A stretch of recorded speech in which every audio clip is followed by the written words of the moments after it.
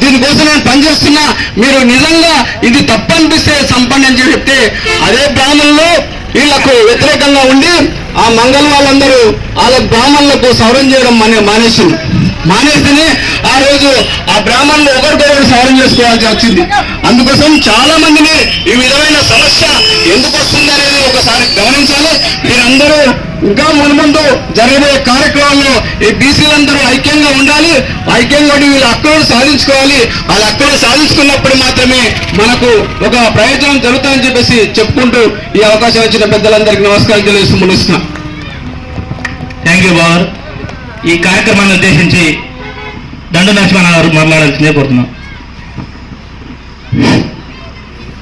మహాత్మా జ్యోతిబాబు పూలే 198వ జయంతి ఉత్సవాలకు ఇక్కడికి ముఖ్య అతిథిగా ఇచ్చేసినటువంటి మనందరికీ తెలుసు పేదల మనిషి పేదల డాక్టర్ అయినటువంటి భగీరథ శ్రీనివాస్ గారు, అదేవిధంగా ఇక్కడికి కార్యక్రమానికి ఇచ్చేసినటువంటి పెద్దలందరికీ కూడా, బహుజనులందరికీ కూడా, సర్పంచులు, మాజీ సర్పంచులు, ఎంపీటీసీలు, మాజీ ఎంపీటీసీలు, ఇక్కడికి ఇచ్చేసినటువంటి బహుజనులందరికీ కూడా మహాత్మా జ్యోతిబాబు పూలే 198వ జయంతి శుభాకాంక్షలు తెలియజేస్తూ, మనమంతా కూడా ఇందాక సదావన చెప్పినట్టు దిమ్మి రెడీ అయింది, విగ్రహాలు రెడీ అయినాయి.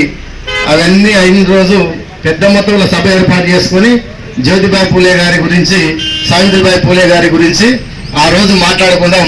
సింపుల్గా మీకు ఒక మాట చెప్పి ముగిస్తా. మనమంతా కూడా మహాత్మా జ్యోతిబాబు పూలే అని మాట్లాడుకుంటున్నాం. అసలు ఈ మహాత్మా అనేది ఎందుకు వచ్చింది ఆయనకి పేరు? మనమంతా మహాత్మా అంటే మహాత్మా గాంధీ అని మాత్రమే తెలుసు మనకు. అంటే మహాత్మా గాంధీ కంటే ముందు, అంబేద్కర్ గారి కంటే ముందు ఈ సమాజాన్ని మేల్కొల్పినటువంటి వ్యక్తి మహాత్మా జ్యోతిబాబు పూలే గారు. ఆ మహాత్మా అనే పేరు ఎవరు ఇయ్యలేదు ఆయనకు. బహుజనులు ఇయ్యలేదు, పేదవాళ్ళు ఇయ్యలేదు, పేదవాళ్ళు ఇయ్యలేదు, ఎవరు ఇయ్యలేదు ఆయనకు. ఆయన ఆడి ఇచ్చిన మహాత్మా అనే పేరే బ్రాహ్మణులు ఇచ్చింది, బ్రాహ్మణిజం ఇచ్చింది, బ్రాహ్మణ సమాజం ఇచ్చింది ఆయనకు మహాత్మాని. ఆయన చేసినటువంటి సేవ అట్లాంటిది, ఆయన చేసినటువంటి ఎంచుకున్న మార్గం అట్లాంటిది. అంటే బ్రాహ్మణులే మహాత్మానికి పేరిచ్చిన, మహాత్మాని పేరిచ్చారంటే ఒకసారి అర్థం చేసుకోవాలి మనం కూడా. ఆనాడు జరిగిన సంఘటనలు చాలా ఉన్నాయి. ఆ సంఘటనలు మొత్తం పరిగణన తీసుకుని వాళ్ళు మహాత్మాని పేరు చెప్పిండ్రు. నీ పేరులోనే జ్యోతి ఉంది. ఈ సమాజానికి కారు చీకట్లో ఉన్నటువంటి ఈ సమాజాన్ని, నువ్వు కారు చీకట్లో ఉన్న సమాజాన్ని సూర్యుని వల్లే జ్యోతిగా వెలిగి నువ్వు సమాజంలో ఉన్న చీకట్లను పోగొడతావని చెప్పి ఆనాడు బ్రాహ్మణ సమాజం వారికి వారి పేరు యొక్క విశిష్టతను తెలియజేసి ఈ సమాజంలో నీ సేవ కొనసాగాలని చెప్పినటువంటి బ్రాహ్మణ సమాజాన్ని ఆ రోజు ఆయన అప్రిషియేట్ చేసి మన జాతి కొరకు పాటుపడినటువంటి ఒక ముద్దు బిడ్డ.